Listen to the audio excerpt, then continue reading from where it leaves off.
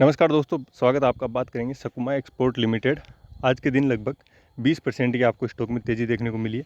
Previous video हमने जब बनाया था 2 दिन पहले ही हमने वीडियो बनाया था और उसमें हमने चर्चा की थी कि स्टॉक में क्यों तेज़ी आ सकती है और रीज़न भी हमने बताए थे। और जो सबसे पहला रीज़न था जो हमने यहाँ पर चर्चा की थी उसकी, कि कंपनी के क्वार्टर 1 के रिजल्ट है वो आए हैं। क्वार्टर 1 के जो रिजल्ट थे वो मार्च क्वार्टर की तुलना में कंपनी की सेल्स थोड़ी कम हुई थी, लेकिन मार्च क्वार्टर से पहले जो दिसंबर का क्वार्टर है उससे पहले सितंबर 2021 और जो जून 2021 उसकी तुलना में यहाँ पे कंपनी की सेल्स दुगुनी तीन गुनी हो गई है। तो कंपनी की सेल्स काफ़ी शानदार रही थी, सबसे बड़ा रीज़न ये था।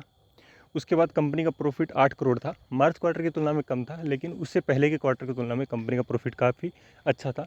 और मार्च क्वार्टर की तुलना में भी इसलिए कम था क्योंकि टैक्स वगैरह ज़्यादा लगे थे यहाँ पे कंपनी के, तो इसलिए यहाँ पे कंपनी का थोड़ा प्रॉफिट कम हुआ 8 करोड़ के आसपास, और मार्च क्वार्टर में लगभग 13 करोड़ था। तो पहला रीज़न ये हो गया।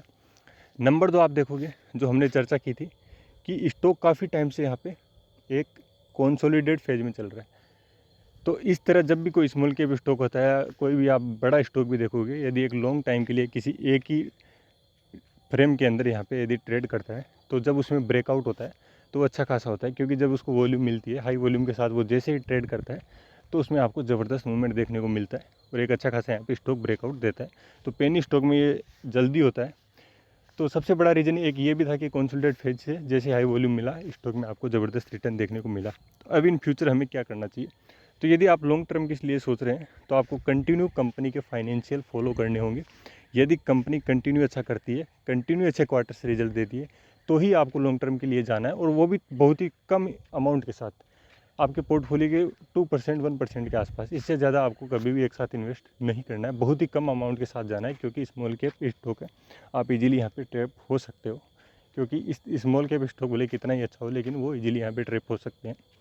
तो लॉन्ग टर्म के लिए आपको इसी तरह से बढ़ना है, थोड़ा थोड़ा अमाउंट लगाना है और कंटिन्यू कंपनी अच्छा करती है उसी हिसाब से आपको आगे बढ़ना है। अभी शॉर्ट टर्म के लिए क्या करना है? शॉर्ट टर्म के लिए आपको जो अपना प्रॉफिट है, थोड़ा थोड़ा अपना प्रॉफिट निकालते रहिए।